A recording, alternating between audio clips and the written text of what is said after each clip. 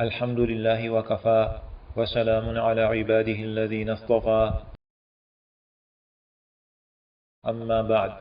حضرات محترم، یہ ضروریات دین کورس کا سبق نمبر 76 ہے۔ اس کا موضوع ہے وصیت اور وراثت کے فضائل و احکام۔ یہ سبق 5 نکات پر مشتمل ہے۔ نمبر 1، وصیت کرنے کی اہمیت۔ نمبر 2، وصیت نامہ لکھنے کا طریقہ۔ نمبر 3، اپنی زندگی میں جائیداد تقسیم کرنے کا طریقہ۔ نمبر 4، مرض الموت کے احکام۔ نمبر 5، ترکے کی تقسیم کی اہمیت اور طریقہ۔ اب ان کی تفصیل سمجھیے۔ نمبر 1، وصیت کرنے کی اہمیت۔ محترم سامعین، موت کی تیاری کا ایک اہم حصہ وصیت کرنا ہے۔ وصیت کے معنی ہے اپنی موت کے بعد اہم کاموں کی ادائیگی کے بارے میں اپنے وارثوں کو ہدایت دینا۔ نبی اکرم صلی اللہ علیہ وسلم کا ارشاد ہے، ما حق امرئ مسلم لہ شیء یوصی فیہ یبیت 3 لیال الا ووصیتہ عنده مکتوبہ۔ قال عبداللہ بن عمر رضی اللہ عنہما، ما مرت علی لیلہ منذ سمعت رسول اللہ صلی اللہ علیہ وسلم قال ذلك الا وعندی وصیتی۔ مطلب یہ کہ مسلمان کو زیبا نہیں کہ اس کے پاس وصیت کے قابل کوئی چیز 3 راتیں رہے مگر یہ کہ اس کی وصیت لکھی ہوئی اس کے پاس ہو۔ حضرت عبداللہ بن عمر رضی اللہ عنہما فرماتے ہیں کہ میں نے جب سے رسول اللہ صلی اللہ علیہ وسلم کا یہ ارشاد سنا ہے، اس وقت سے لے کر ہمیشہ میرے پاس اپنی وصیت تیار رہتی ہے۔ اس حدیث سے معلوم ہوا کہ ہم سب کو اپنا وصیت نامہ ہر وقت تیار رکھنا چاہیے۔ موت کا وقت معلوم نہیں کب آئے اور کیسے آئے، لہٰذا اپنا وصیت نامہ ابھی سے لکھ لینا چاہیے اور اس میں وقتاً فوقتاً مناسب ترمیم کرتے رہنا چاہیے۔ نمبر 2، وصیت نامہ لکھنے کا طریقہ۔ وصیت نامے میں جو چیزیں ذکر کی جاتی ہیں ان کی تفصیل درج ذیل ہے۔ نمبر 1، آدمی کے ذمے جو عبادتیں اور کفارے وغیرہ ہوں انہیں اپنی زندگی میں ادا کرنا لازم ہے۔ اگر یہ بہت زیادہ ہوں اور فوراً ادا کرنا مشکل ہو تو اپنی وصیت میں ان کا ذکر کر دیا جائے اور جتنی ادائیگی ہوتی جائے اس کے لحاظ سے وصیت نامے میں ترمیم کر لیں۔ اگر صحیح یاد نہ ہو کہ کون سی اور کتنی عبادتیں اور کفارے میرے ذمے ہیں تو اچھی طرح غور کر کے محتاط اندازہ کر لیں اور اسے لکھ لیں۔ اور اسی طرح جس کے ذمے دوسرے کسی آدمی کا کوئی حق ہو اس پر واجب ہے کہ اس حق کی ادائیگی کی وصیت کرے۔ درج ذیل چیزوں میں سے اگر کوئی چیز آدمی پر لازم ہوئی اور اس نے ادا نہ کی ہو تو اسے ادا کر دینے کا ذکر وصیت میں کرنا لازم ہے۔ نماز، روزہ، زکوٰۃ، عشر، فطرانہ، حج، سجدہ تلاوت، قربانی، منت، روزہ توڑنے یا قسم توڑنے یا زہار کا کفارہ۔ ایسے ہی آدمیوں کے حقوق جیسے قرض، امانت رکھی ہوئی چیز، ادھار لی ہوئی چیز، بیوی کا مہر وغیرہ سب کی ادائیگی کی وصیت کرنا لازم ہے۔ اگر کسی کو کوئی تکلیف پہنچائی ہو، کوئی حق تلفی کی ہو تو اس کی معافی کی وصیت بھی کرے۔ اس کی مزید تفصیل کے لیے ضروریات دین کورس کا سبق نمبر 7 دیکھیں۔ نمبر 2، اپنی ملکیت میں جو چیزیں ہوں ان کی پوری تفصیل بھی وصیت نامے میں ذکر کرنی چاہیے۔ دکان، مکان، پلاٹ، گاڑی، کتابیں، موبائل، کمپیوٹر، کپڑے، جوتے وغیرہ سب چیزوں کی پوری تفصیل ذکر کرنی چاہیے۔ شوہر اور بیوی کی ملکیت جدا جدا ہے، لہٰذا اپنی ملکیت کی چیزوں کو واضح طور پر وصیت میں ذکر کیا جائے۔ نمبر 3، تجہیز و تکفین وغیرہ سب امور سنت کے مطابق انجام دینے کا ذکر کرنا چاہیے اور یہ کہ کوئی کام خلاف شرع نہ کیا جائے۔ نمبر 4، اپنی موت کے بعد سب کام صحیح طرح کرنے کے لیے کسی سمجھدار اور دیندار آدمی کو اس کی رضامندی سے وصی یعنی ذمہ دار اور نگران بنا دینا چاہیے اور اس کا ذکر وصیت نامے میں کر دینا چاہیے۔ نمبر 5، وصیت نامہ تحریر کر کے اس پر اپنے دستخط کر دیں اور 2 آدمیوں کو پڑھا کر ان سے بھی گواہی کے دستخط کرا لیں اور گھر کے افراد کو بتا دیں کہ فلاں جگہ میرا وصیت نامہ رکھا ہے۔ نمبر 6، وارث کے لیے وصیت کرنا درست نہیں اور غیر وارث کے لیے 1/3 مال تک وصیت کرنا درست ہے۔ اس سے زیادہ کی وصیت کی تو وارثوں پر اس کا پورا کرنا ضروری نہیں، الا یہ کہ سب وارث بالغ ہوں اور اپنی رضامندی سے 1/3 سے زیادہ دینے پر راضی ہو جائیں۔ اور بہتر یہ ہے کہ پورے 1/3 مال کی وصیت نہ کرے بلکہ اس سے کم کی وصیت کرے، بلکہ اگر بہت زیادہ مالدار نہ ہو تو وصیت ہی نہ کرے تاکہ وارثوں کو بعد میں آسانی ہو۔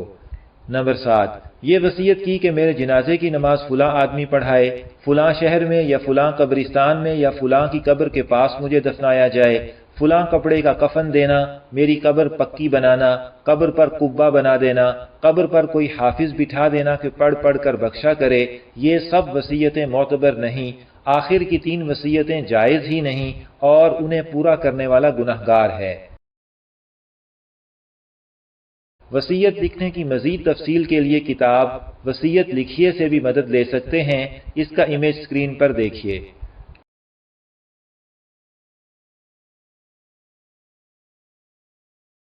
نمبر 3، اپنی زندگی میں جائیداد کی تقسیم کا طریقہ۔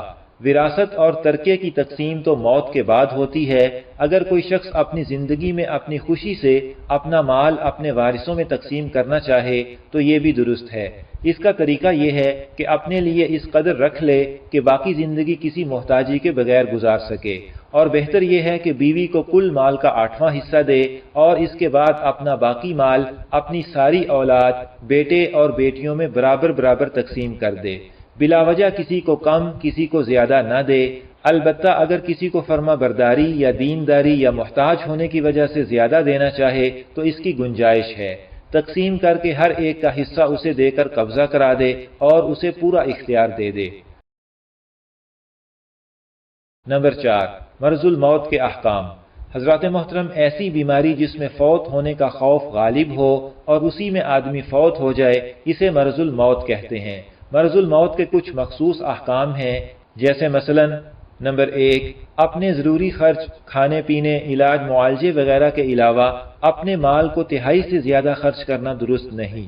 جتنا تہائی سے زیادہ دیا وارثوں کو اسے لے لینے کا اختیار ہے، اور نابالغ اگر اجازت بھی دے تب بھی معتبر نہیں، اور یہی حکم مرض الموت میں صدقہ خیرات کرنے اور نیک کاموں میں خرچ کرنے کا ہے۔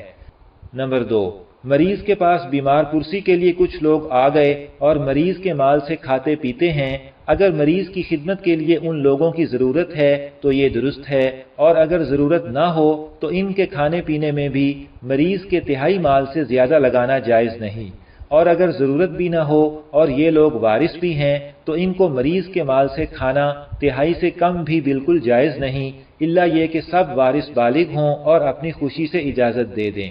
نمبر 3، مرض الموت میں اپنا قرض معاف کر دینے کا اختیار نہیں ہوتا۔ اگر کسی وارث پر قرض آتا ہو اور معاف کر دیا تو معاف نہیں ہوا، اگر سب ورثہ بالغ ہوں اور اپنی خوشی سے منظور کر لیں تو درست ہے، اور اگر کسی غیر وارث کو قرض معاف کیا تو تہائی مال سے زیادہ معاف نہیں ہوا۔ نمبر 5، ترکے کی تقسیم کی اہمیت اور طریقہ۔ موت کے وقت میت کی اپنی ملکیت میں جو کچھ بھی مال ہو وہ سارا ترکہ ہے۔ ترکے میں سے سب سے پہلے تجہیز و تکفین کا درمیانے درجے کا خرچ نکالا جائے گا۔ اگر کسی شخص نے اپنی خوشی سے اپنی طرف سے تجہیز و تکفین کا خرچ کر دیا تو پھر ترکے سے نہیں نکالا جائے گا۔ عورت کا شوہر اگر زندہ ہو تو اس کی تجہیز و تکفین کا خرچ اس کے شوہر کے ذمے ہے، اور اگر شوہر فوت ہو چکا ہو تو پھر عورت کے ترکے سے ہی خرچ لیا جائے گا۔ تجہیز و تکفین کے بعد جو کچھ بچے اس میں سے میت کے ذمے اگر کسی بندے کا کوئی مالی حق ہو، جیسے قرض، بیوی کا مہر وغیرہ، تو اسے ادا کیا جائے گا، چاہے میت نے وصیت کی ہو یا نہ کی ہو، اور چاہے جتنا بھی ترکہ بندوں کے مالی حق کی ادائیگی میں لگ جائے۔ اس کے بعد جو کچھ بچے اس کے 1/3 تک نماز، روزے وغیرہ کے فدیے ادا کیے جائیں گے اگر میت نے اس کی وصیت کی ہو، اور دوسری وصیتیں بھی 1/3 ترکے تک ہی پوری کی جائیں گی۔ لیکن اگر سب ورثہ بالغ ہوں اور اپنی رضامندی سے تہائی سے زیادہ وصیت میں خرچ کر دیں تو یہ بھی درست ہے، لیکن نابالغ کی اجازت کا اعتبار نہیں۔ اس کے بعد جو کچھ بچے وہ وارثوں میں تقسیم ہوگا۔ اگر کوئی وارث حمل میں ہو تو اس کی پیدائش تک ترکہ وارثوں میں تقسیم نہیں ہوگا۔ ترکے اور وارثوں کی تفصیل لکھ کر کسی مستند دارالافتاء سے ہر وارث کا حصہ معلوم کریں اور اس کے مطابق ترکہ تقسیم کریں۔ محترم سامعین، شریعت کے موافق ترکہ تقسیم کرنے کی اہمیت کا اندازہ اس سے لگائیے کہ اللہ تعالیٰ نے قرآن مجید میں وارثوں کے حصے بہت تفصیل سے بیان فرمائے ہیں اور قانون وراثت کی خلاف ورزی پر سخت سزا کا ذکر فرمایا ہے۔ چنانچہ سورۃ نساء کی آیت 11 اور 12 میں وراثت کے بہت سے احکام ذکر فرمائے، اور اس کے بعد کی 2 آیتوں میں ارشاد فرمایا، تلك حدود الله ومن يطع الله ورسوله يدخله جنات تجري من تحتها الأنهار خالدين فيها وذلك الفوز العظيم ومن يعص الله ورسوله ويتعد حدوده يدخله نارا خالدا فيها وله عذاب مهين۔ یہ اللہ کی مقرر کی ہوئی حدود ہیں، اور جو شخص اللہ اور اس کے رسول کی اطاعت کرے گا وہ اس کو ایسے باغات میں داخل کرے گا جن کے نیچے نہریں بہتی ہوں گی، ایسے لوگ ہمیشہ ان باغات میں رہیں گے، اور یہ زبردست کامیابی ہے۔ اور جو شخص اللہ اور اس کے رسول کی نافرمانی کرے گا اور اس کی مقرر کی ہوئی حدود سے تجاوز کرے گا یعنی کفر کرے گا، اسے اللہ دوزخ میں داخل کرے گا جس میں وہ ہمیشہ رہے گا، اور اس کو ایسا عذاب ہوگا جو ذلیل کر کے رکھ دے گا۔ یہاں پر ضروریات دین کورس کا سبق نمبر 76 مکمل ہوا۔ انشاءاللہ تعالی سبق نمبر 77 کا موضوع ہوگا اسلام کا معاشی نظام، ایک تعارفی جائزہ۔ اللہ تعالیٰ سے دعا ہے کہ ہمیں شریعت کے مطابق وصیت اور وراثت تقسیم کرنے کی توفیق دیں، آمین۔